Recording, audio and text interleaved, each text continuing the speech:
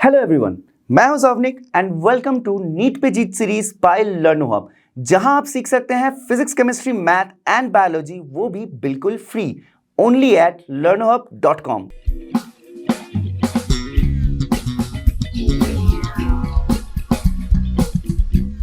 तो आज के वीडियो में हम डिस्कस करेंगे इलेक्ट्रिक पोटेंशियल एंड कैपेसिटेंस के concept and ons, specifically what are capacitors, what is capacitance and effect of dielectric material on an capacitor.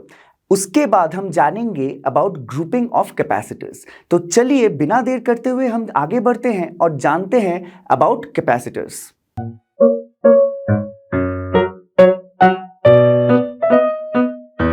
हम अपने डे टू डे लाइफ में काफी सारे इलेक्ट्रिकल डिवाइसेस यूज करते हैं। These electrical devices are made of different components. One of those components is actually capacitor. Okay, so what is a capacitor? Capacitor is a device which stores charge and potential energy.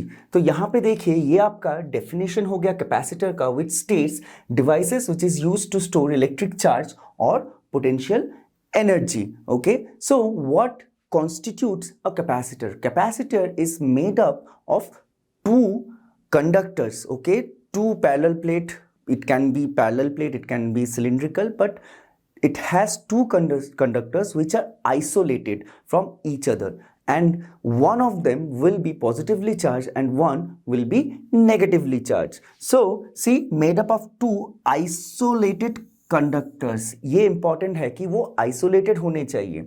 Okay, carrying equal and opposite charges placed at small distance from each other. और वो जो conductors हैं isolated, वो isolated तो हैं पर आपस में काफी क्लोज रखे हुए हैं। They are very close but they don't touch each other. ठीक है, ये होता है how we build a capacitor. Okay, तो चलिए अब जानते हैं वो सारे प्रॉपर्टीज जो एक कैपेसिटर को कैरेक्टराइज करते हैं। आप पूछेंगे इसका मतलब क्या हुआ कैरेक्टराइज करना। अब देखिए, अगर आपके पास कोई भी ऑब्जेक्ट है, उसको हम दूसरे ऑब्जेक्ट से कैसे डिस्टिंग्विश करते हैं? By certain quantities. For example समझिए, आपके पास एक लैपटॉप है और मेरे पास एक लैपटॉप है, दोनों ही लैपटॉप है, पर दोनों लैपटॉप सेम भी हो सकते हैं, सिमिलर भी हो सकते हैं, या फिर टोटली डिफरेंट भी हो सकते हैं, depending on the quantities and there measurement. For example RAM, अगर आपके पास 1 GB वाला रैम है और मेरे पास 2 GB वाला रैम है, तो मेरा रैम आपसे थोड़ा ज़्यादा है। सेकेंड, आपके पास हार्ड डिस्क या फिर हार्ड ड्राइव का जो स्पेस है, समझिए आपके पास 1 TB का हार्ड ड्राइव है और मेरे पास 512 GB का हार्ड ड्राइव है। तो इस तरीके से डिफरेंट क्वांटिटीज को लेके हम डिफरेंट ऑब्जेक्ट्स को कैरेक्टराइज करते हैं, उनको डिस्टिंग्विश करते हैं from other objects. Similarly capacitor को कैरेक्टराइज किया जाता है कैपेसिटेंस के द्वारा। तो चलिए जानते हैं कि कैपेसिटेंस का वैल्यू क्या होता है और वो हम कैसे निकाल सकते हैं। तो समझिए, लेट अस अज्यूम कि जो एक कैपेसिटर है that has been charged till Q। ठीक है, हमने Q चार्ज एक कैपेसिटर को दे दिया है। अब उस Q चार्ज के लिए एक पोटेंशियल जनरेट हो जाएगा अक्रॉस द कैपेसिटर। वो पोटेंशियल अज्यूम करते हैं, उसको डिनोट कर देते हैं V से। ओके, सो जो पोटेंशियल है that would be proportional to the charge given to the capacitor, obviously, क्योंकि जो पोटेंशियल है that is due to the charge only. So हम लिख सकते हैं V is proportional to Q। Okay, now अब ये प्रोपोर्शनल है, अगर हमें इस प्रोपोर्शनैलिटी साइन को हटा के इक्वालिटी का साइन लाना हो तो हमें एक प्रोपोर्शनैलिटी कांस्टेंट इंट्रोड्यूस करना पड़ेगा। वो प्रोपोर्शनैलिटी कांस्टेंट क्या है? वो है C। So Q is equal to CV in a capacitor. ये काफी इंपॉर्टेंट फॉर्मूला है। So Q is equal to CV। अब ये जो प्रोपोर्शनैलिटी कांस्टेंट हमने इंट्रोड्यूस किया वो है capacitance. So C is capacitance by whose measurement we actually characterize a capacitor. Okay, so C क्या बन जाएगा? V को ले आइए लेफ्ट हैंड साइड में या फिर Q के पास, तो ये बन जाता है C is equal to Q by V.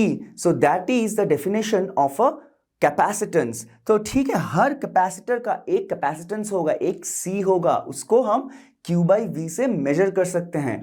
अब जो SI यूनिट ऑफ कैपेसिटेंस है वो है फैरड, FARAD, फैरड, और denoted by simply F। Okay, and 1 farad क्या होगा, आप देखिए यहाँ पे Q बाई वी है, इसका मतलब 1 coulomb by 1 volt.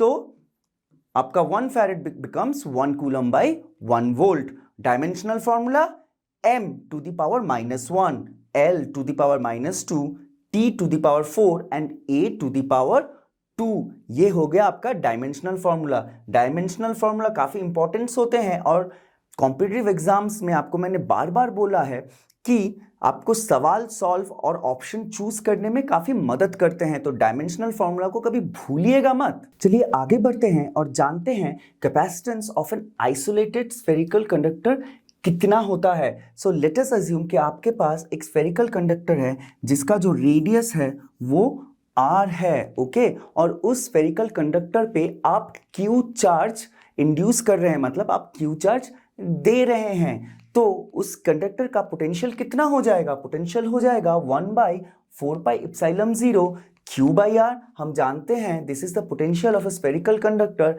Having radius r and charge q। अगर हमारा v इतना है, मतलब पोटेंशियल इतना है, तो हमारा कैपेसिटेंस कितना बन जाएगा, c is equal to q by v। q बन जाएगा, आप जानते हैं, यहां पे देखिए पिछले ही स्लाइड में हमने बोला है c is q by v, तो इसीलिए यहां पे भी ये q बाई v हो जाएगा। अब v कितना है, 1/4πε0। तो चलिए देख लेते हैं, c is equal to q by v। v is 1/4πε0 और q by r into q by r। तो q कैंसल्स आउट और ये जो जितना डिनोमिनेटर के डिनोमिनेटर में है सब न्यूमिनेटर पे चला जाएगा, तो c बिकम्स 4πε0 r। ठीक है, यहां पे देखिए 4πε0 r। सो ये हो गया आपका capacitance of a spherical conductor, okay, with having charge q and radius r। इससे हम क्या कंक्लूड कर सकते हैं कि जो कैपेसिटेंस है that is directly proportional to r in case of a spherical conductor. ये देखिए, ओके। अब देखिए अर्थ जो है, मैंने आपको एक बार बोला था जब हम इलेक्ट्रोस्टैटिक्स डिस्कस कर रहे थे कि earth is a huge conductor, तो अर्थ का भी मैं कैपेसिटेंस निकाल सकता हूं।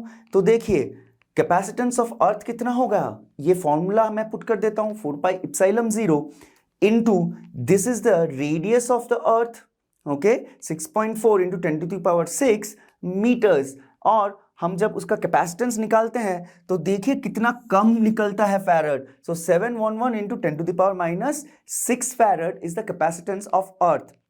अब देखिए हम डे टू डे लाइफ में जितने भी ऑब्जेक्ट्स देखते हैं उनसे अर्थ बहुत बड़ा है। इसका मतलब सोचिए कि उतने बड़े कंडक्टर का अगर कैपेसिटेंस इतना छोटा है, ठीक है, ये माइक्रोफैरड में है, तो फैरड जो है वो कितना बड़ा यूनिट है कैपेसिटेंस का। सो बेसिकली जब आप किसी छोटे इंस्ट्रूमेंट्स या फिर छोटे कैपेसिटर्स का कैपेसिटेंस निकालेंगे, छोटा इन द सेंस अर्थ छोटा ऑब्वियसली, जो कि अर्थ में रहने वाले सभी चीजें हैं, तो तब ये जो फैरड है ये और कम छोटा ही निकलता आएगा, मतलब कैपेसिटेंस बहुत कम निकलेगा। चलिए आगे बढ़ते हैं और देखते हैं कि अगर आपके पास एक स्फेरिकल कंडक्टर है और एक कॉन्सेंट्रिक स्फेरिकल शेल जो कि अर्थित दिया हुआ है, वो शेल उस कंडक्टर को घेर के रखा हुआ है, मतलब ऐसा कुछ सिस्टम है। देखिए यहाँ पे एक स्फेरिकल कंडक्टर है जिसका रेडियस a है, ठीक है, और वो चारों तरफ से एक कॉन्सेंट्रिक शेल के द्वारा घिरा हुआ है जिसका radius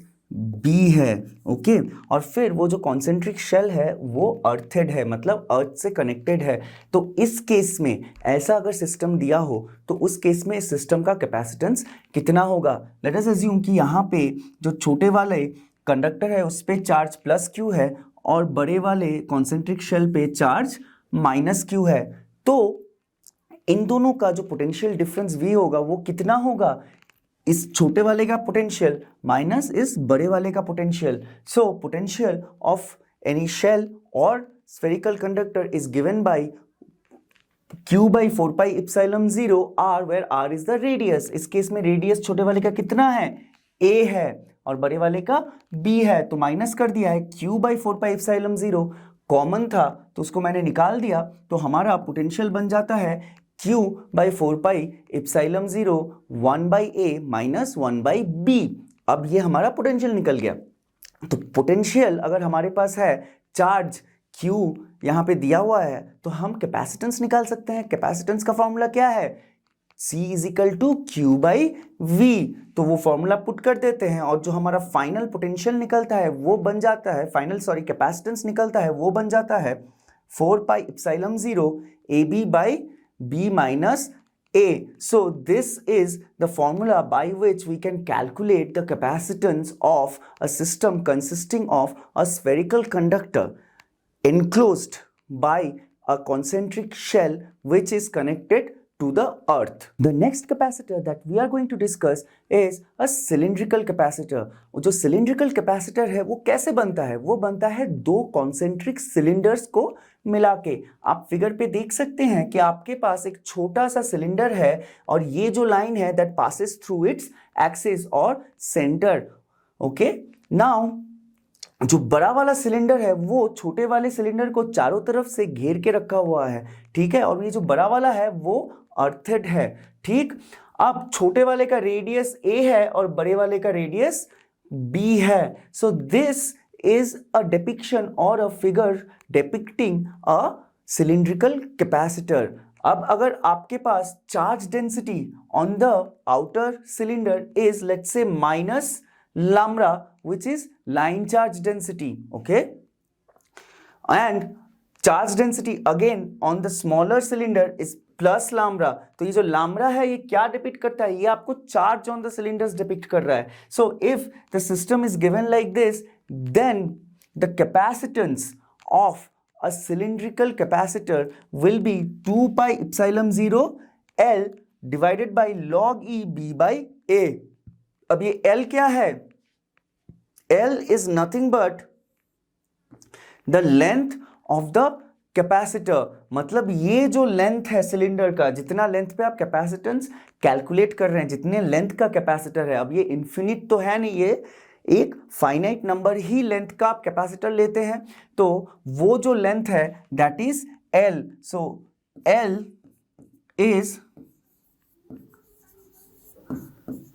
length of the capacitor। So capacitance becomes 2 pi epsilon 0 L divided by log E B by A। So this is the formula for capacitance for a cylindrical capacitor। तो चलिए अब the most important capacitor of 12th standard पढ़ते हैं, वो है parallel plate capacitor।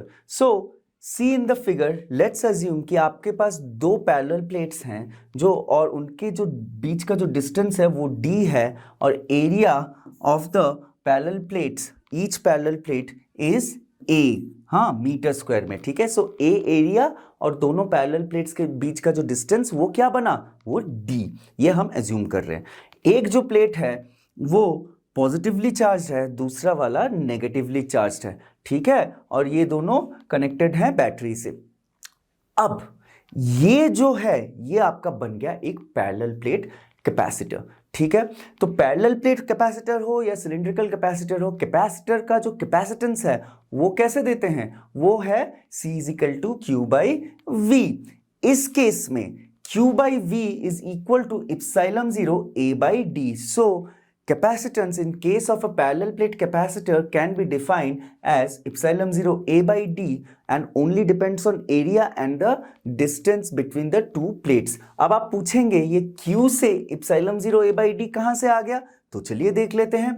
अब ये जो दो प्लेट्स हैं यहाँ पे चार्जेस रखे हुए हैं दोनों प्लेट्स में, तो प्लेट्स के बीच में एक इलेक्ट्रिक फील्ड जनरेट होगा। वो इलेक्ट्रिक फील्ड कितना होगा, E is equal to V by D।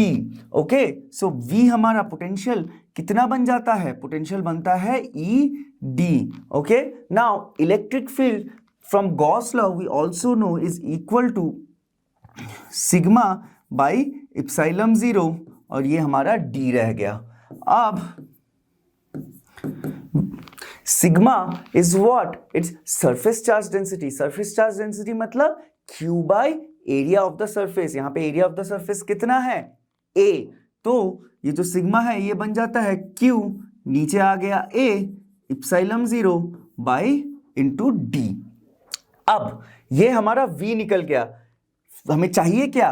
C। So capacitance C becomes Q by V, which is Q by A epsilon 0 D। Q cancels, A epsilon 0 ऊपर चला जाता है, हमें मिल क्या जाता है? A epsilon 0 divided by D। So this is the formula for capacitance of a parallel plate capacitor.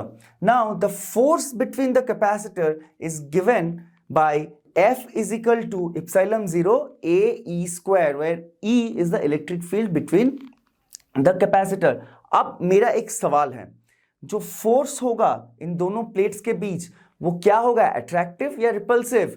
थोड़ा सोचिए। आ गया?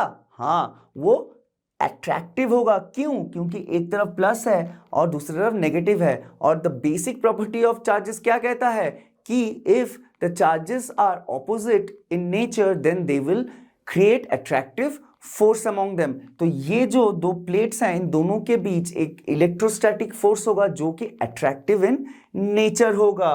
Capacitor is attractive. Now in case of presence of a dielectric material, तो अब यहां पे तो पहले मैंने बोला था कि इन दोनों के बीच में कुछ नहीं है, मतलब या तो वैक्यूम है या फिर एयर है।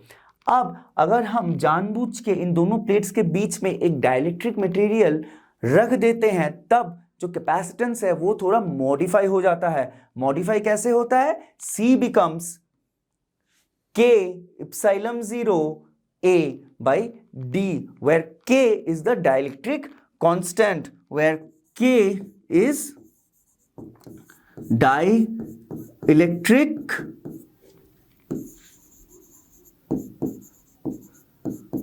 कांस्टेंट। ये काफी इंपॉर्टेंट है।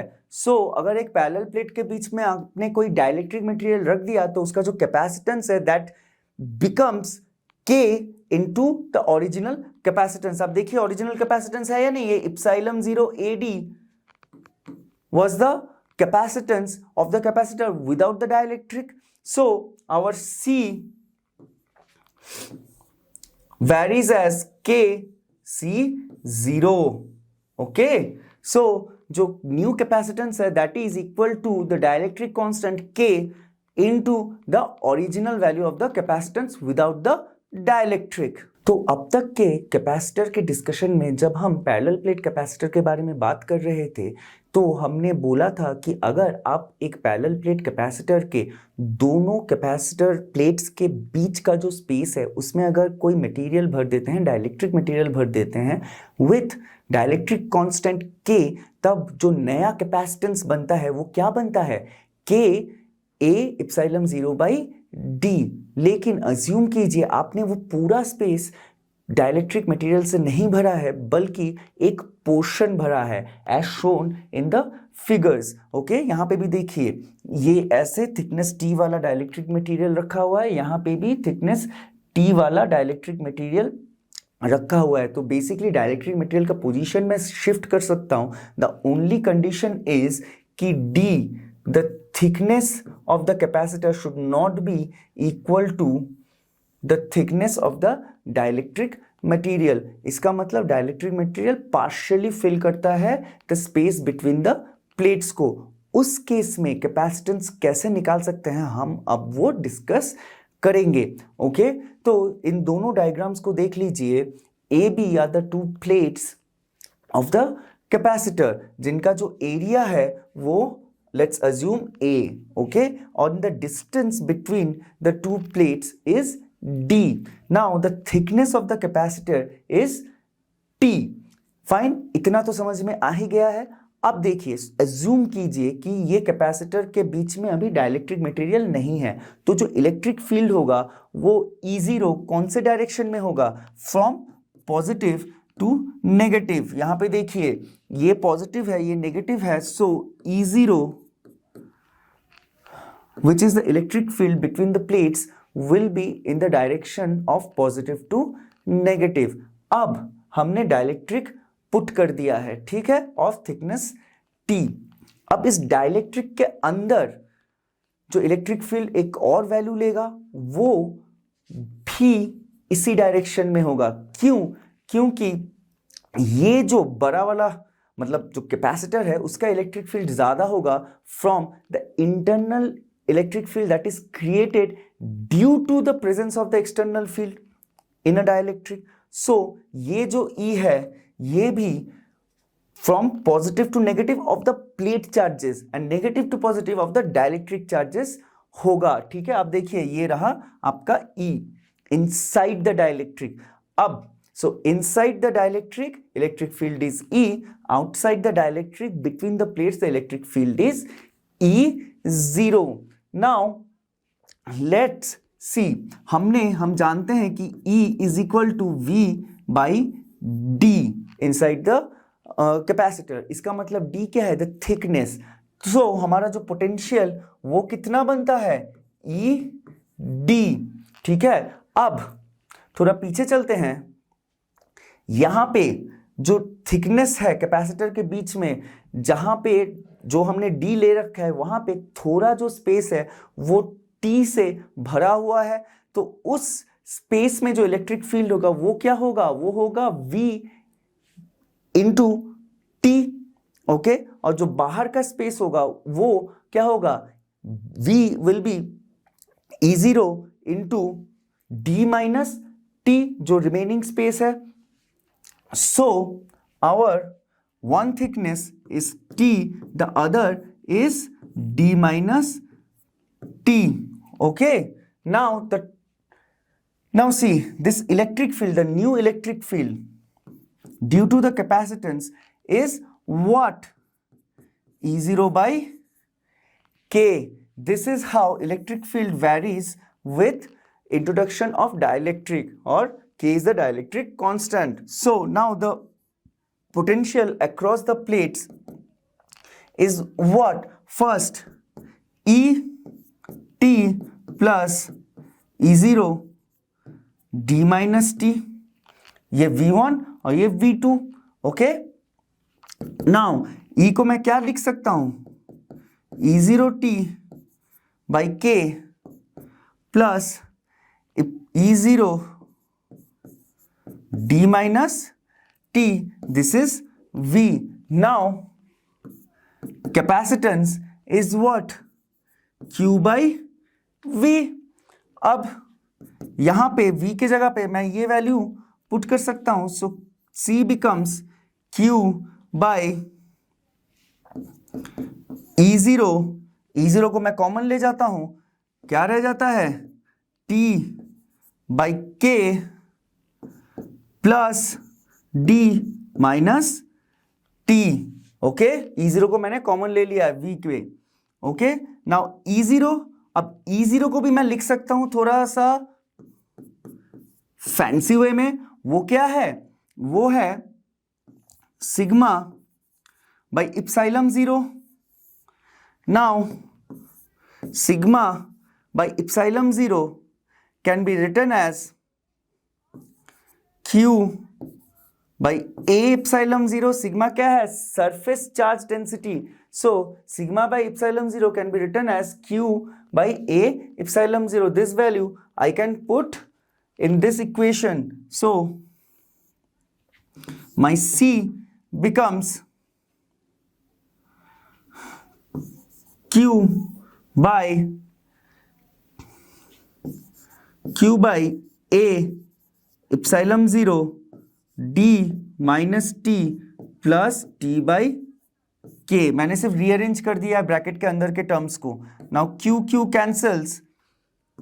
The final C will be A epsilon 0 divided by D minus T plus T by K. So this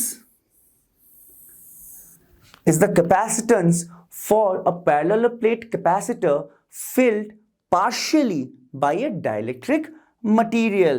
तो ये फॉर्मूला आप याद रखिएगा, ये काफी इंपॉर्टेंट है। काफी सारे सवाल इससे नीट हो या फिर आईआईटी हो या फिर कोई भी एंट्रेंस में आते रहते हैं। तो चलिए कुछ स्पेशल केसेस को भी डिस्कस कर लेते हैं। जो पहला स्पेशल केस है वो है when T is equal to D।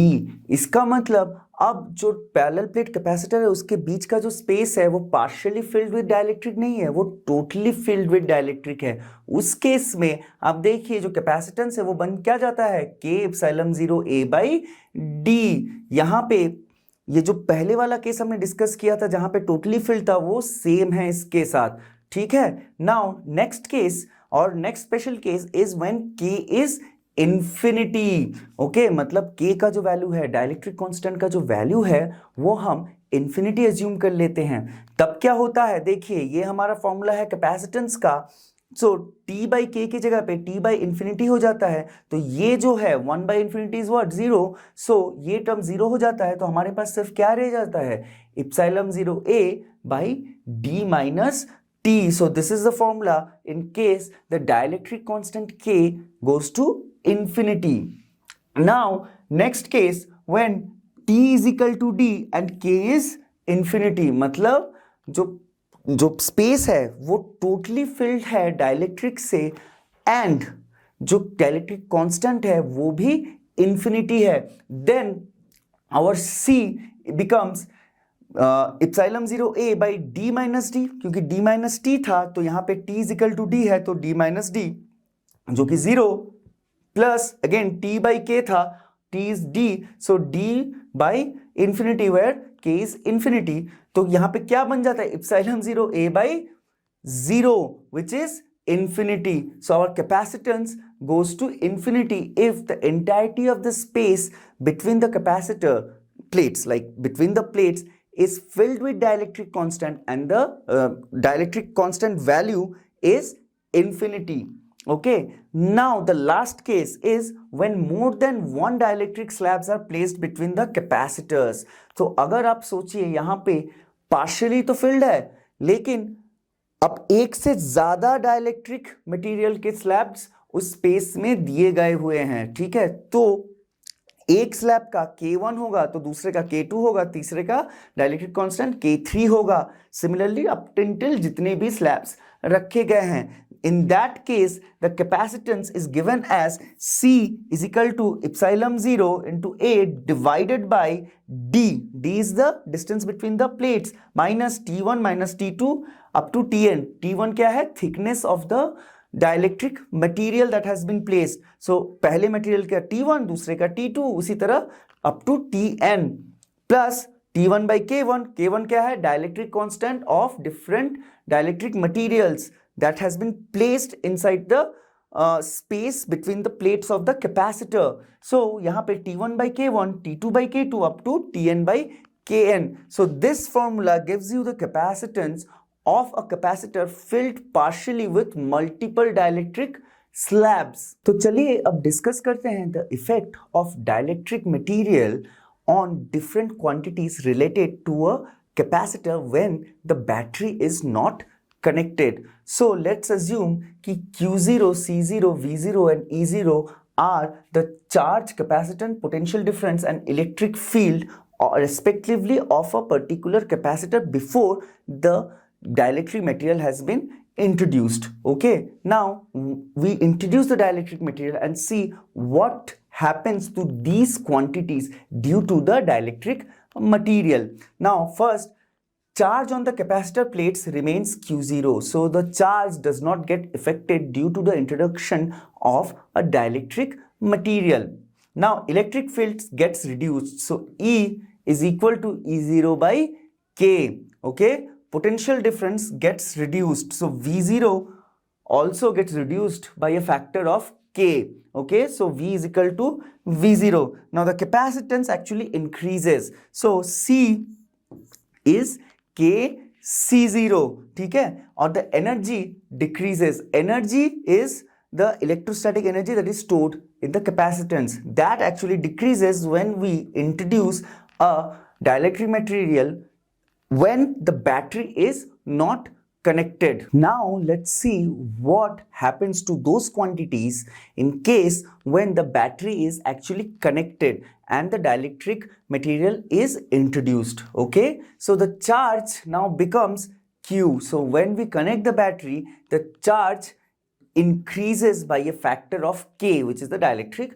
constant. The electric field remains constant this time. So in previous case, the electric field was getting reduced by a factor of K. This time the electric field remains constant. And now the potential difference also remains constant. Okay, so it does not get affected by the dielectric material when the circuit is connected with a battery. Now the capacitance increases from C0 to C with C being K C0. So capacitance also increases by a factor of K. Now and the energy also this time increases by a factor of K, which is the dielectric constant. So when we introduce a battery to the circuit, the electrostatic energy, capacitance and charge all increases and electric field and potential remains constant. Now let's move on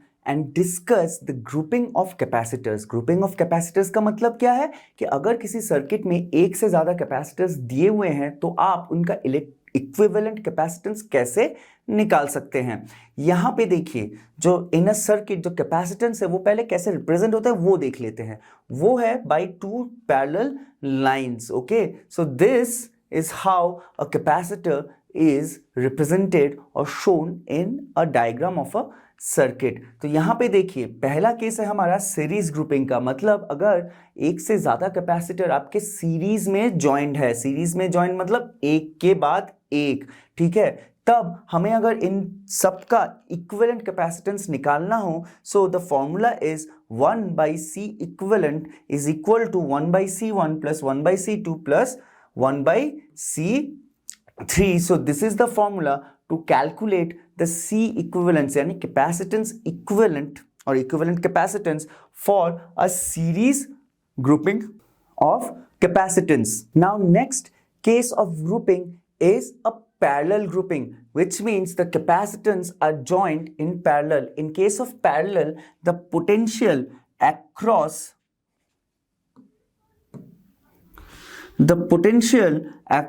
all the capacitance is equal. So in this case I can just simply write C effective is C1 plus C2 plus C3। अगर आपके पास इससे ज्यादा number of capacitors हैं तो आप सिर्फ add करते जाइए। So it's basically addition of all the capacitance and it will give you the effective value of the capacitance in the circuit. Now let's solve some different types of problem ताकि हम समझ सके कि ये grouping के जो problems थे वो कैसे सॉल्व होते हैं और जो कॉम्प्लिकेटेड प्रॉब्लम्स ग्रुपिंग से आते हैं उनको हम किन या फिर किस तरीके से सॉल्व कर सकते हैं। जो पहला प्रॉब्लम है वहाँ पे सेटअप कुछ इस तरीके का दिखाया जाता है, ठीक है। अगर ऐसा आपके पास ग्रुपिंग हो तो आप इसको कैसे सॉल्व कर सकते हैं, आइए चलिए देखते हैं। अब देखिए ये ए और बी के बीच के इक्विवेलेंट कैपेसिटेंस को निकालने के लिए सवाल पूछा जा रहा है। अब यहाँ पे हम एज्यूम कर लेते हैं कि पोटेंशियल V1 है, तो C के इस टर्मिनल पे पोटेंशियल कितना होगा V1, इस टर्मिनल पे V2, वो हमने एज्यूम कर लिया कि कुछ दूसरा पोटेंशियल है वो है V2। अब देखिए ये V2 यहां से आया तो इस टर्मिनल पे पोटेंशियल कितना हो जाएगा V2। अब V1 यहां से आके यहां पे जुड़ रहा है तो ये भी V1 हो जाएगा, फिर से यहां से ये भी V1 और यहां से V2 आके यहां जुड़ रहा है तो ये भी V2। इस वाले पे अगेन V2 आ रहा है यहाँ पे, लेकिन यहाँ पे और V1 नहीं आएगा क्योंकि V1 यहीं पे कंप्लीट हो जाता है। यहाँ पे कुछ और पोटेंशियल होगा जो हम ले सकते हैं V3। ओके, नेक्स्ट कैपेसिटर पे चलते हैं। यहाँ से V3 है तो ये भी V3 होगा, अगेन यहाँ से आके ये भी V2 होगा। इस वाले पे ये V2 होगा और ये आखिरी वाला क्या होगा V3? नहीं, ये होगा V4। तो अब देखिए हमारे पास ग्रुपिंग ऑफ कैपेसिटर्स बन गए जिनका पोटेंशियल सिमिलर है या फिर सेम है पोटेंशियल डिफरेंस। ये देखिए V1 V2 कितने हैं, 1 2 3। So potential difference V1 minus V2 वाले जो कैपेसिटर हैं वो आपके पास 3 है, मतलब ये जो 3 हैं वो पैरेलल में है, क्योंकि पैरेलल ही ऐसा एक ग्रुपिंग है जहां पे पोटेंशियल सेम हो सकता है। तो इन तीनों का जो इक्विवेलेंट होगा वो क्या होगा, वो होगा 3C, क्योंकि C plus C plus C parallel में हम सिर्फ ऐड कर देते हैं, ठीक है। तो एक ग्रुपिंग का आपका इक्विवेलेंट हो गया 3C। अब देखिए V2 V3 कितने हैं, वो भी 2 हैं, तो ये भी पैरेलल में है, इनका कितना हो गया फिर 2C, और ये आपका अकेला V2 V4, सो इसका सिर्फ हो गया C। अब देखिए ये जो टोटल डायग्राम है इसमें ये आया 3C, ये आया V4 टर्मिनल पे C, हमें V3 टर्मिनल कहीं दिख रहा है, नहीं दिख रहा है। तो आपका जो सिंप्लीफाइड डायग्राम होगा वो बनेगा ये बन गया आपका 3C, ये आपका बन गया C, ये B, और यहां पे 2C। मैंने ऐसा डायग्राम क्यों बनाया, देखिए 2C जो है उसका जो फाइनल पोटेंशियल है वो आपके पॉइंट टर्मिनल B पे नहीं है, तो ये जो 2C है ये रिडंडेंट है, इसको हमें कैलकुलेट करने की जरूरत नहीं है। तो हमें क्या कैलकुलेट करना होगा, 3C और C का इक्विवेलेंट। अब देखिए यहां से पोटेंशियल गया, यहां पे निकल गया, इसका मतलब ये सीरीज में है। सो हमारा जो equivalent potential of a series का फॉर्मूला है वो पुट कर देते हैं, ये क्या बन जाता है 1/3C plus 1/C। So this becomes 3C square, यहां 3C plus 3C, which gives me C as 3C by 4। ये आपका बन गया equivalent capacitance for this kind of grouping. तो चलिए चलते हैं next type of grouping problem को।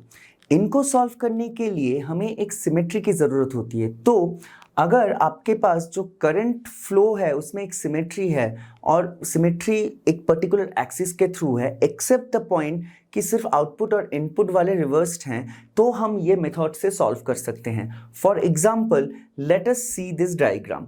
यहाँ पे आप देखिए ये जो टोटल सेटअप है, अगर मैं ऐसा एक लाइन ड्रॉ करता हूँ through axis and these two capacitor, तो आप इनको बोल सकते हैं almost mirror images except for input and output terminal, ठीक है।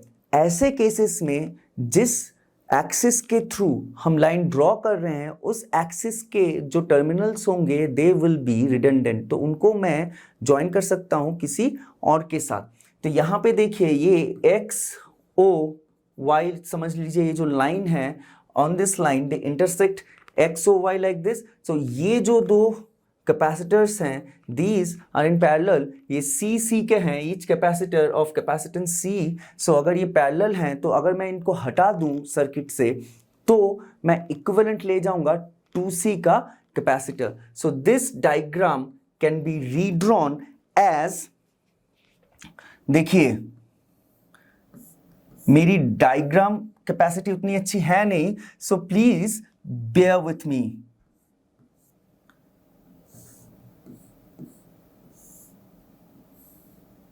ओके नाउ इस पॉइंट से फिर ये और एक ट्रायंगल है,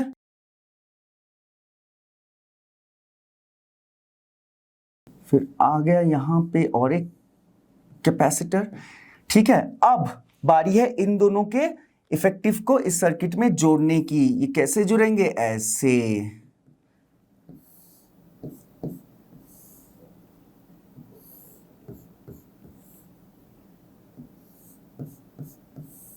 ओके लेकिन ये जो कैपेसिटर है उनका कैपेसिटेंस C नहीं 2C है,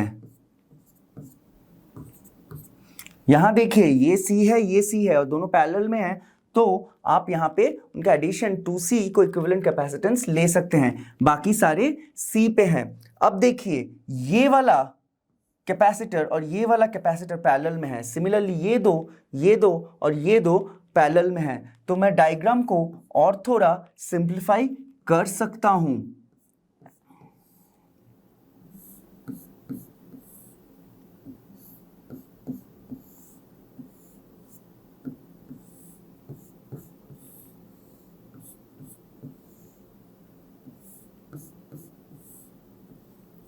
ओके, ये क्या बन गया 3C 3C 3C 3C और ये C और ये C। क्यों 3C बन गया? देखिए ये 2C है, ये C है, तो ये 3C। सिमिलरली यहाँ पे 3C, यहाँ पे 3C और यहाँ पे 3C। अब ये देखिए ये C और 3C पैरेलल में है या सीरीज में है? C और 3C यहाँ पे सीरीज में है, तो मैं इनका इक्विवेलेंट निकाल लेता हूं। इनका इक्विवेलेंट कितना होगा? 1/c प्राइम लिख देता हूं is equal to 1/c plus 1/3c। ठीक है, कितना आ जाता है? So 1/c prime is equal to 3c square c plus 3c. So c prime is nothing but 3c by 4.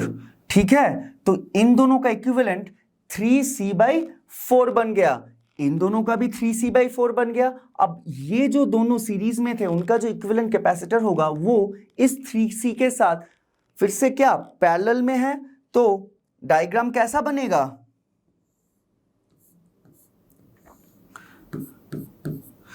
Equivalent diagram बना रहा हूं, ये बन गया मेरे दो 3C कैपेसिटर, यहां पे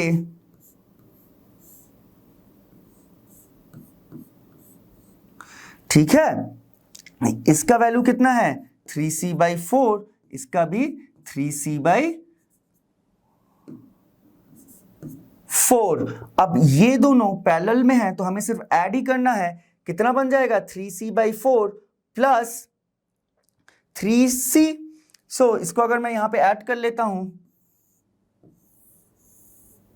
सो 3C by 4 प्लस यहां पे 3C कितना होता है 12C plus 3C which is 15C by 4। अब ये भी 15C by 4 और ये वाला भी 15C by 4 ही होगा। अब ये 15C by 4 और ये 15C by 4 क्या सीरीज में है, तो उनको मैं जो टोटल C है या फिर C equivalent of the circuit कैसे लिख सकता हूं? 15C by 4 है, उल्टा कर देता हूं 4 by 15C plus 4 by 15C। तो C इफेक्टिव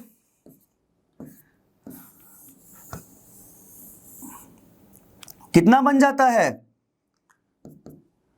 15C का एलसीएम 15C, 4 प्लस 4 8, सो यहां पे ऊपर 15C by 8। So this is the equivalent capacitance of the given circuit. तो आप देख सकते हैं कैसे हमने डायग्राम को स्टेप बाय स्टेप सिंप्लीफाई करके ये निकाल लिया, और ये हम कर पाए इसी वजह से क्योंकि हमने फिगर आउट किया कि यहाँ पे सिमेट्री कौन से लाइन के मतलब बेस करके सिमेट्री आपका है इस डायग्राम में। इसी तरीके से अगर अलग डायग्राम्स आते हैं with a inherent symmetry, inherent symmetry का मतलब जिस डायग्राम में पहले से सिमेट्री मौजूद है, आपको सिर्फ वो रिकॉग्नाइज करना है कि कौन से एक्सिस पे वो सिमेट्री एग्जिस्ट करता है। चलिए आगे बढ़ते हैं और देखते हैं कि अगर आपके पास एक इनफाइनाइट लैडर का सिस्टम है, मतलब इस तरीके का, अगर ये सीढ़ी की तरह दिख रहा है और ये इन्फिनिटी तक एक्सटेंड हो रहा है, अगर ऐसा आपके पास कैपेसिटेंस का ग्रुपिंग हो तो आप उसमें कैसे इक्विवेलेंट कैपेसिटेंस निकाल सकते हैं। अब इस फिगर पे ध्यान दीजिए, यहाँ पे हर जो ऊपर वाले कैपेसिटर हैं वो 2C के हैं और बीच के जो कैपेसिटर हैं वो कैपेसिटेंस C के हैं। अब यहाँ पे आप एक चीज़ नोटिस कीजिए, अगर मैं इस इन्फिनिट लैडर को यहाँ से काट लेता हूँ, ठीक है, ओके, लेट्स से MN, मेरे जो नए टर्मिनल्स हैं वो MN से स्टार्ट और एंड होते हैं, तब क्या ये जो इन्फिनिट लैडर है वो इन्फिनिट रहेगा? हाँ रहेगा। क्यों? क्योंकि अगर इन्फिनिटी से एक स्टेप कम कर दें तब भी वो इन्फिनिट ही रहता है, वो बहुत बड़ा नंबर है, तो उससे एक घटाने से उसमें जो इक्विवेलेंट उसका जो सेटअप है उसमें कुछ ज़्यादा फर्क नहीं आता है। तो इसीलिए इस लैडर में आप चाहे इस पूरे का निकाले या सिर्फ यहाँ MN से निकाले, दोनों का जो इक्विवेलेंट कैपेसिटेंस होगा वो सेम होगा। नाउ लेट्स अज्यूम कि इस टोटल सिस्टम का फ्रॉम A टू B जो ये कैपेसिटर का ग्रुपिंग है उसका जो इक्विवेलेंट कैपेसिटेंस है, let's we assume that is X, ठीक है। तो MN से जो कैपेसिटेंस होगा MN से स्टार्ट करने से वो भी X ही होगा, ठीक है। तो हमारे पास अब हम इसको इक्विवेलेंट डायग्राम में ड्रॉ कर सकते हैं। कैसे? देखिए, ये हो गया आपका टर्मिनल A, यहाँ से गया, ये आपका 2C आया, यहाँ पे ये बन गया आपका equivalent capacitance from M to N, ठीक है। ये क्या बन जाएगा? ये बन जाएगा आपका X, फिर ये आ गया यहाँ पे B और यहाँ पे एक है C कैपेसिटेंस। तो ये आपका बन गया एक equivalent diagram of this whole ladder को मैंने सिंप्लीफाई कर दिया है। अब देखिए ये काफ़ी आसान है। अब देखिए यहाँ पे 2C जो है वो C के साथ पैरेलल में है और 2C X के साथ सीरीज में है। तो पहले ये सीरीज वाला निकाल लेते हैं। क्या होता है इसका? सीरीज वाला अगर हम निकालते हैं तो इसमें जो इक्विवेलेंट कैपेसिटेंस कैसा दिख जाएगा? ये रहा,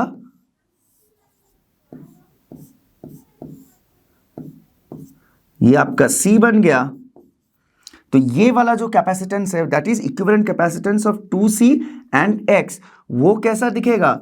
2CX by 2C plus X, ठीक है। अब देखिए C और 2CX by 2C plus X ये पैरेलल में है, तो हम इसका इक्विवेलेंट कैपेसिटेंस C जो कि पूरे सेटअप का इन दोनों का कैपेसिटेंस होगा उसको मैं C प्राइम कर देता हूं। क्या बन जाएगा?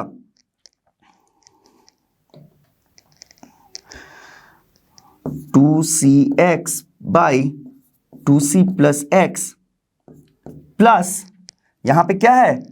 C। अब ये जो कैपेसिटेंस है ये किसके साथ इक्वल होगा? ये इक्वल होगा X के साथ, so that is equal to X।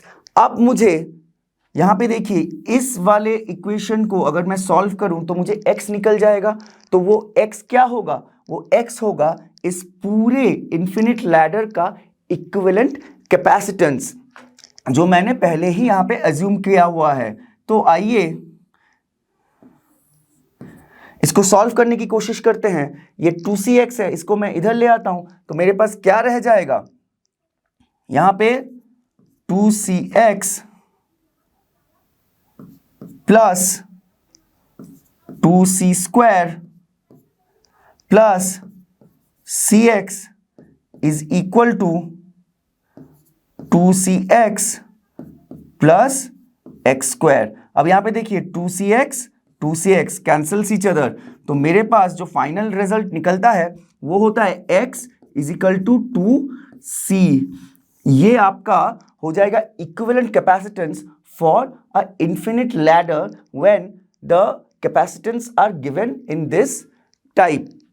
इस वैल्यू के अगर कैपेसिटेंस हो तो हमारे पास जो इक्विवेलेंट कैपेसिटेंस होगा वो 2C निकल जाता है। आप देखिए कितना आसान है, आपको सिर्फ लैडर को ब्रेक करना है और एक छोटा सा अजम्पशन लेना है कि टोटल लैडर का जो कैपेसिटेंस है वो X है, तो वो ब्रोकन लैडर का भी कैपेसिटेंस X ही होगा। तो चलिए आगे बढ़ते हैं और एक और तरीके के ग्रुपिंग को डिस्कस कर लेते हैं। इस ग्रुपिंग में हमारे पास 5 कैपेसिटर्स हैं जो कि कुछ इस तरह सेट किए गए हैं। अब ये जो प्रॉब्लम है ये व्हिटस्टोन ब्रिज के डिजाइन में सेट किया हुआ सर्किट का प्रॉब्लम है। यहां पे जो E पे जो पोटेंशियल होगा और D पे जो पोटेंशियल होगा वो सेम होगा। क्यों? क्योंकि this is a characteristics of a balanced Wheatstone bridge. तो अगर हमारा VE is equal to VD, इसका मतलब ये दोनों पे पोटेंशियल सेम है, तो इन दोनों पॉइंट्स का जो पोटेंशियल डिफरेंस है वो कितना बन जाता है? वो बन जाता है आपका 0। तो C5 पे कोई भी चार्ज स्टोर नहीं होगा, इसका मतलब मैं C5 को नेग्लेक्ट कर सकता हूं। तो तब ये सर्किट क्या बन जाएगा? ये देखिए यहां पे आया पॉइंट A से एक हाथ बाहर निकला, यहां पे C1, ये बन गया आपका C2, ये C4, ये आपका C3 ज्वाइन हो गए। ये आपका आसान बन गया कि नहीं बन गया? C1 C2 सीरीज में, C3 C4 सीरीज में, और ये दोनों आपके पैरेलल में। तो इक्विवेलेंट कैपेसिटेंस कितना बन जाएगा? C आपका टोटल सर्किट का बन जाता है C1 C2 by C1 plus C2 plus C3 C4 by C3 plus C4। ये आपका बन गया equivalent capacitance for a Wheatstone bridge grouping of capacitance. अब एक चीज याद रखिए, जब एक व्हिटस्टोन ब्रिज बैलेंस्ड होता है तब एक और कंडीशन को भी वो हम कंक्लूड कर सकते हैं वहां से, वो है C1 by C2 is equal to C3 by C4। तो ये वाला कंडीशन भी आपको कुछ सवाल सॉल्व करने में आसानी कर देगा। यहां पे आप चार फिगर जो है, फिगर A, B, C और D, these are the 4 different types of Wheatstone bridge. ये सारा यहां पे देखिए, ये आपका नेग्लेक्ट हो जाता है, ये वाला कैपेसिटर सिमिलर टू C5। तो ये जो मिडिल वाला है इसको C5 भी हम बोलते हैं ये सारे डायग्राम्स में। यहां पे ये आपका C5 बन गया, यहां पे ये आपका C5 बन गया, और यहां पे C5 नहीं है, चारों सिर्फ 4 ही रखे हैं, बीच वाला डायगोनल कैपेसिटेंस यहां पे नहीं रखा गया है। So these are the 4 different types of Wheatstone bridge के ग्रुपिंग्स जो आप जनरली सवालों पे देखते हैं। चलिए अब हम डिस्कस कर लेते हैं किरचॉफ्स लॉ को। जो किरचॉफ है उन्होंने 2 लॉ प्रपोज किए थे, पहला लॉ और दूसरा लॉ, यानी कि किरचॉफ्स फर्स्ट लॉ और किरचॉफ्स सेकंड लॉ। तो लेट्स गो एंड फर्स्ट हम किरचॉफ्स फर्स्ट लॉ को ही डिस्कस कर लेते हैं। किरचॉफ्स फर्स्ट लॉ जो है वो डील करता है कंजर्वेशन ऑफ चार्ज पे। मतलब अगर आपके पास कोई आइसोलेटेड सिस्टम है तो वहां पे ना आप चार्ज क्रिएट कर सकते हैं, ना ही आप चार्ज डिस्ट्रॉय कर सकते हैं। Okay, now the statement of Kirchhoff's law state that कि if you have a battery, उसके जो दोनों टर्मिनल्स हैं वो दोनों terminals equal number of charge circuit में इंड्यूस करेंगे और they will give out equal number of charge.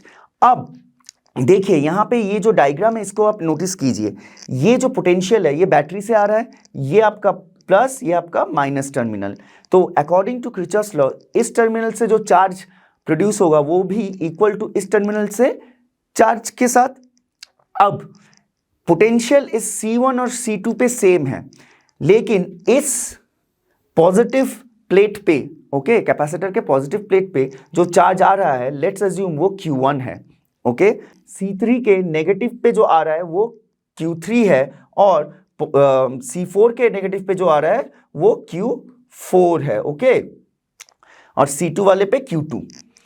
अब एक चीज नोटिस कीजिए, मैंने क्या बोला कि बैटरी के दोनों terminal equal amount of charge induce करेंगे। इसका मतलब इस साइड का जो टोटल चार्ज है वो इस साइड के टोटल चार्ज के साथ इक्वल होगा। अब इस साइड का टोटल चार्ज कितना जा रहा है?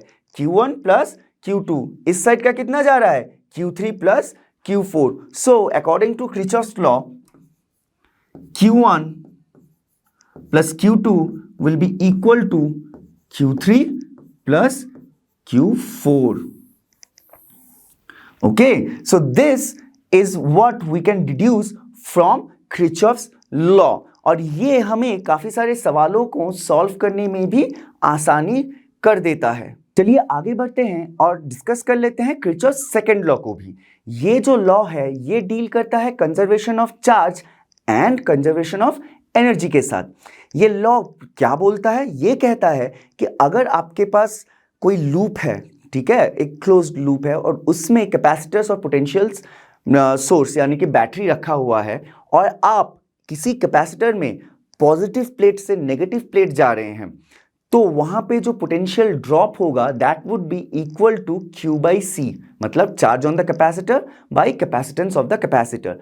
एंड जब वो बैटरी में से गुजरेगा, अगर वो फिर पॉजिटिव से नेगेटिव गुजर रहा है, तो वहां पे भी जो पोटेंशियल ड्रॉप होगा that will be equivalent to the value of the potential, मतलब जो उसका EMF है या फिर V है, पोटेंशियल है वो बैटरी का, उसके उतना ड्रॉप होगा, उस वैल्यू का ड्रॉप होगा।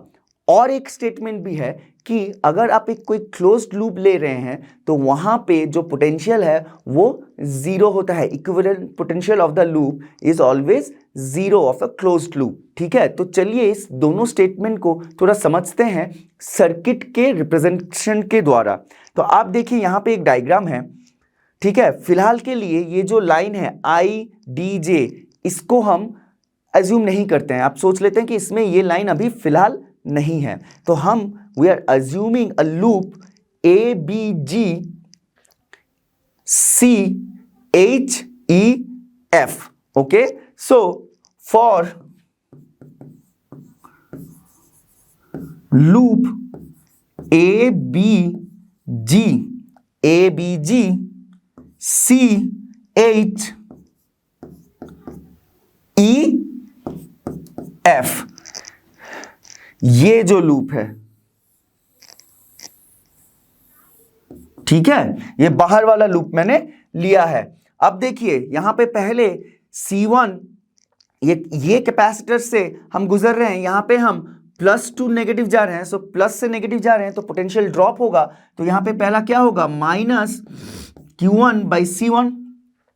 अब दूसरे में फिर से C3 है, अगेन Q3 बाई C3, क्योंकि यहां पे भी पॉजिटिव से नेगेटिव जा रहा है। फिर ये बैटरी पे आ रहा है, लेकिन बैटरी पे ये नेगेटिव से पॉजिटिव जा रहा है। पॉजिटिव से नेगेटिव जाता तो पोटेंशियल ड्रॉप होता, अगर नेगेटिव से पॉजिटिव जा रहा है तो पोटेंशियल गेन होगा, कितना, उसका वैल्यू V, ठीक है।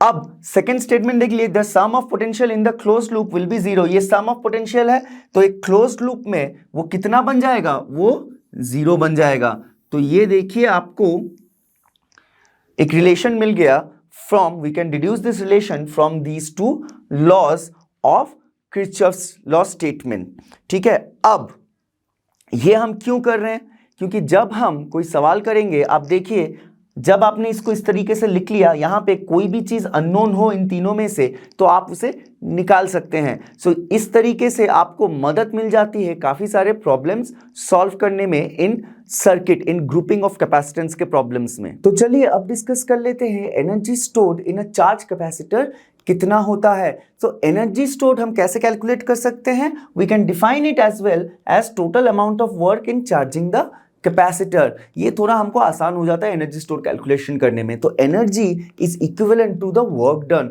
Of charging the capacitor. तो एज्यूम कीजिए हम एक कैपेसिटर को dq अमाउंट ऑफ चार्ज से चार्ज कर रहे हैं। So the small amount of work done to charge it by a small amount of charge is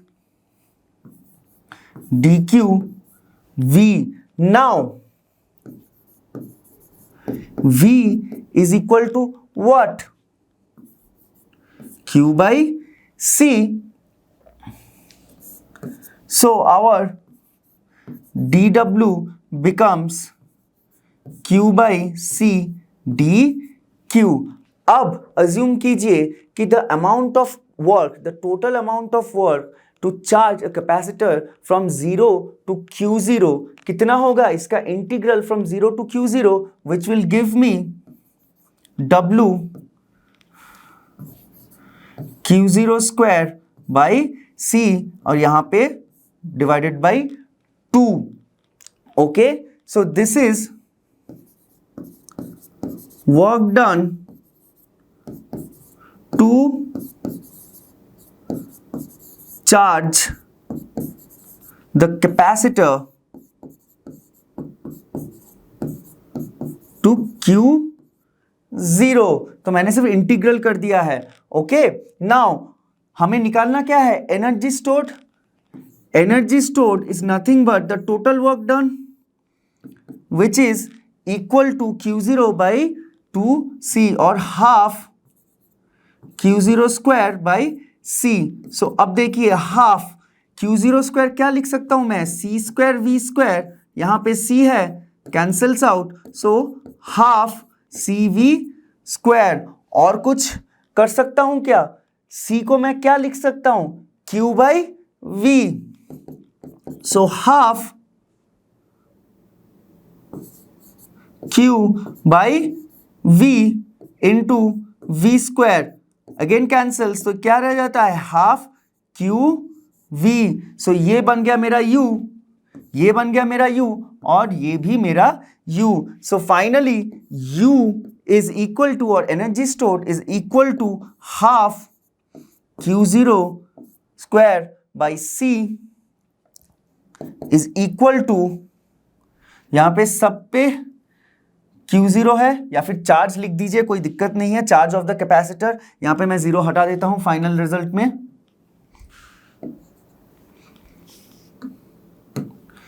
is equal to Q0 by C, next one half C V square, next one half Q V। सो ये बन गया आपका energy stored in an capacitor, where Q is the charge on the capacitor, C is the capacitance, and V is the potential difference across the terminals. Okay, so this is our formula for energy stored in a charged capacitor. तो हमने discuss कर लिया कि total energy stored in a charge capacitor कितना होता है। तो चलिए अब डिस्कस कर लेते हैं कि energy density between the plates कितना होता है। सो energy density is defined as the energy stored per unit volume of the space in a capacitor. Okay, यहाँ पे parallel plate capacitor है। तो चलिए let's assume charge on the capacitor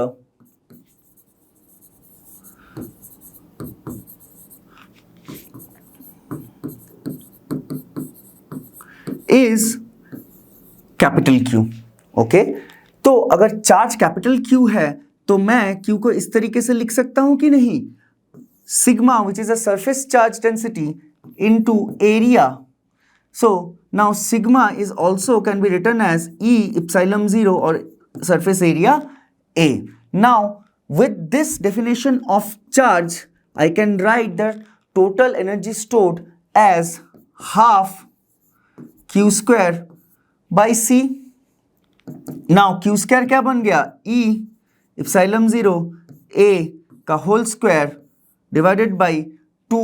C क्या है? epsilon 0 A by D, that is a definition of C capacitance for a parallel plate capacitor. So this gives me, देखिए E square इप्सिलम square है, लेकिन denominator में एक और इप्सिलम 0 है, तो कैंसल्स आउट, सिर्फ रह जाता है इप्सिलम 0। सिमिलरली ए स्क्वायर है, डिनोमिनेटर में एक और ए है, सो ये रह गया ए, और ये जो डी है ये ऊपर चला जाता है और बन जाता है डी, नीचे सिर्फ एक 2 रह जाता है। ठीक है, ये आपका टोटल एनर्जी बन गया in terms of electric field A and D. अब जो हमें स्मॉल यू या फिर एनर्जी डेंसिटी निकालना है, that is the energy stored which is U divided by the volume of the space। volume of the space कितना होगा inside the plates और between the plates? वो होगा the distance between the plates into the surface area। so volume यहां पे लिख देते हैं, volume को, volume is nothing but AD। तो यहां पे क्या था? E square epsilon 0 AD by 2 into AD divide हो गया वॉल्यूम से, AD is the volume. Now AD cancels out, हमारे पास क्या रह जाता है? This is equal to half epsilon 0 E square which is equal to small u। अब देखिए यहां पे मैंने इसको अच्छे से नोट कर दिया है कि energy density of the space between the plates is equal to half epsilon 0 E square. Okay, so आप देख सकते हैं स्टेप बाय स्टेप आप कैसे इसको निकाल सकते हैं। सिर्फ याद रखिए यहां पे Q को मैंने किस तरीके से लिखा है और C का formula for parallel plate capacitor कितना होता है। तो चलिए अब डिस्कस कर लेते हैं कॉमन पोटेंशियल के टॉपिक को। तो कॉमन पोटेंशियल आखिर क्या है?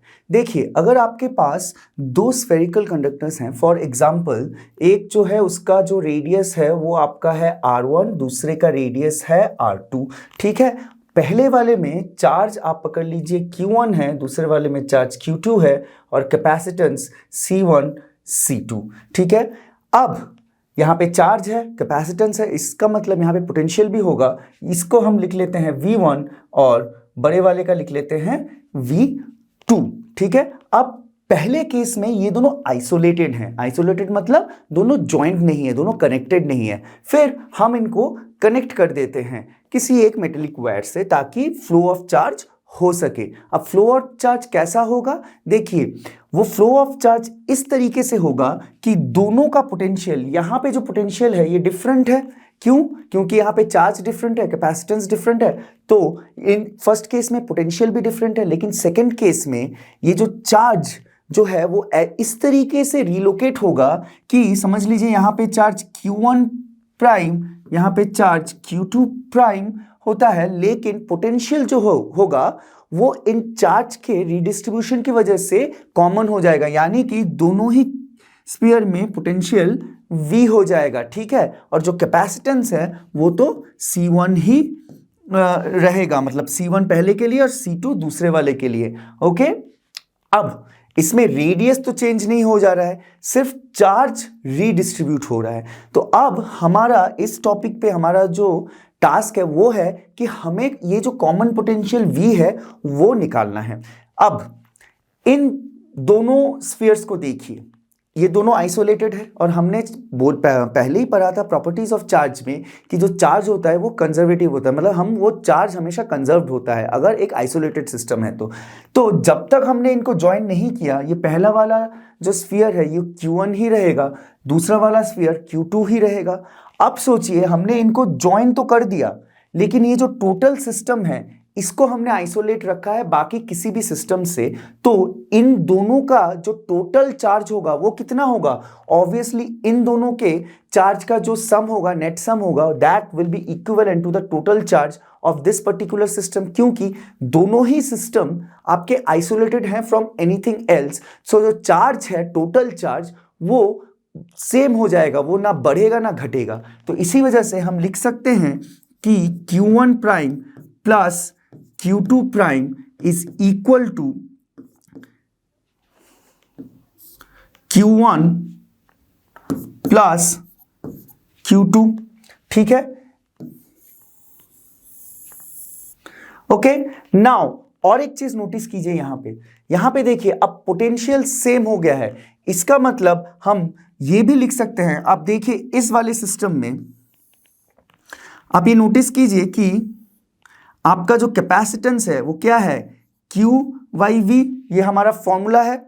ओके, नाउ अगर कैपेसिटेंस Q/V है, सो V कितना हो जाएगा? Q/C, ठीक है। अब इन दोनों ही केस में V जो है वो सेम है, इसलिए Q1/C1, so Q1'/C1' will be equal to Q2'/C2, ठीक है। यस और नो? हाँ, तो ये देखिए यहाँ पे Q की जगह पे मैंने Q1' लिख दिया पहले वाले स्फीयर के लिए और दूसरे वाले स्फीयर के लिए Q2' लिख दिया है। और ये जो है ये क्या है? पोटेंशियल एट ईच स्फीयर है, लेकिन दोनों सेम है, इसलिए ये वाला रेशियो हम लिख सकते हैं। अब फिर से इस पे आते हैं।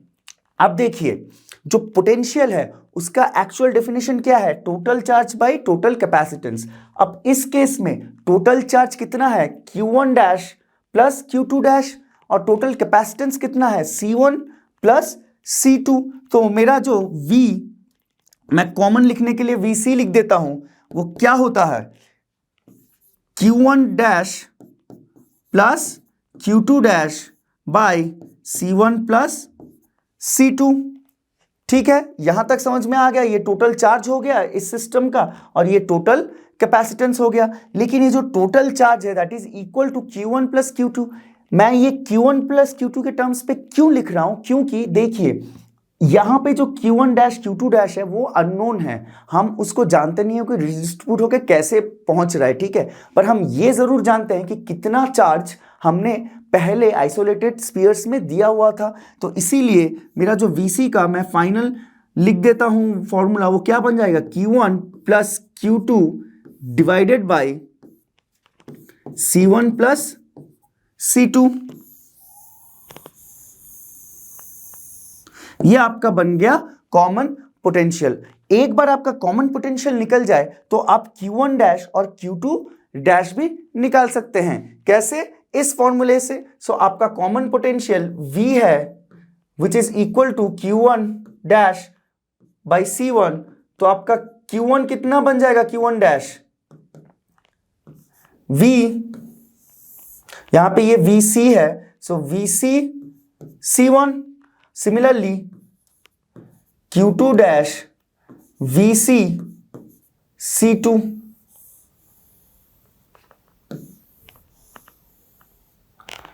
तो ये था हमारे कॉमन पोटेंशियल के फॉर्मूलाज और दो चार्ज न्यू एक्वायर्ड चार्ज हैं दो कैपेसिटर्स में, जब हम उनको ज्वाइन करके रखते हैं उसको निकालने का तरीका।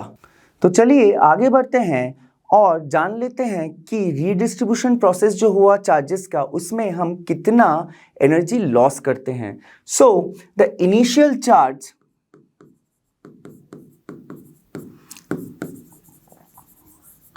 On first sphere was Q। Final कितना था? Final Q prime. Final charge on first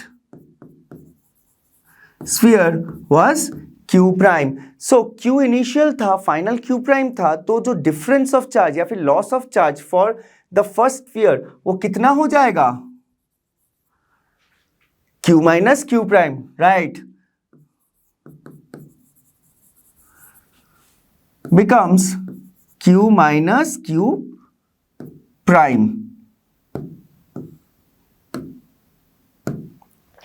Now, Q minus Q prime can also be written as C1V1 Q के लिए minus C1V, जहां पे V है common potential, so V is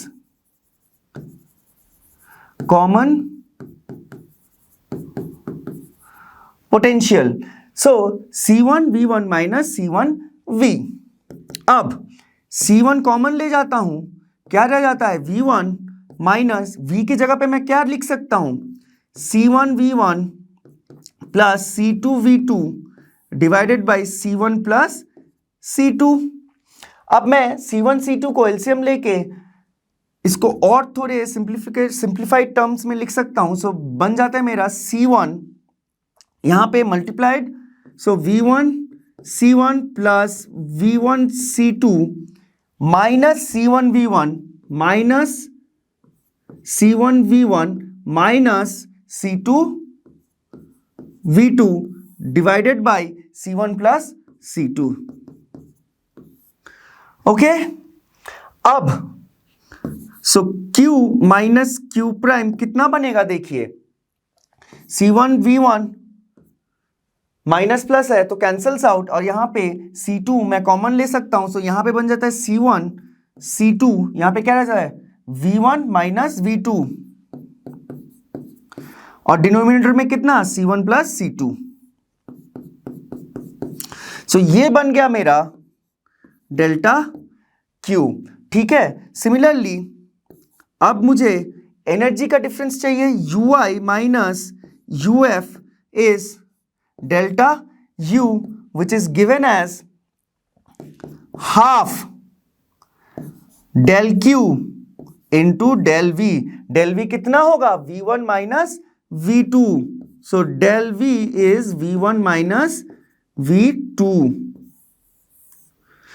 तो यहां पे हाफ डेल्टा क्यू कितना है, C1 C2 V1 minus V2 by C1 plus C2, del V कितना है, V1 माइनस V2, तो यहां पे एक स्क्वायर हो जाएगा V1 माइनस V2 के ऊपर, सो C1 C2 V1 minus V2 का whole square divided by C1 plus C2, और ये हो गया आपका delta U, loss of energy. अगर V1 is greater than V2 then this whole term is positive and that means delta U is lost, like मतलब delta U कम हो रहा है, मतलब UI ज्यादा होगा और UF कम होगा, मतलब we lose energy। अब सोचिए अगर V2 is greater than VU तब भी डेल्टा U प्लस ही होगा, इसका मतलब क्यों प्लस होगा भैया, ये देखिए माइनस तो अंदर होगा लेकिन स्क्वायर है तो जो फाइनल रिजल्ट होगा वो प्लस हो जाएगा, तो यहां पे भी UI is greater than UF, so UI is always greater than UF, so UI is always greater than UF, that means we always lose energy. Fine, अब और एक है, अगर V1 is equal to V2 then delta U is 0। यहां पे लिख लेते हैं, if V1 is equal to V2 that means delta U is equal to 0। इसका मतलब कोई लॉस ऑफ एनर्जी नहीं हो रहा है, क्यों, अगर पोटेंशियल सेम है तो चार्जेस भी फ्लो नहीं करेंगे। तो ये था the formula for loss of energy during redistribution of charges among the two spheres. आज के लिए बस इतना ही। Until next time, take care and study hard. और हम सभी जानते हैं लर्नो हब फ्री है पर बेस्ट है।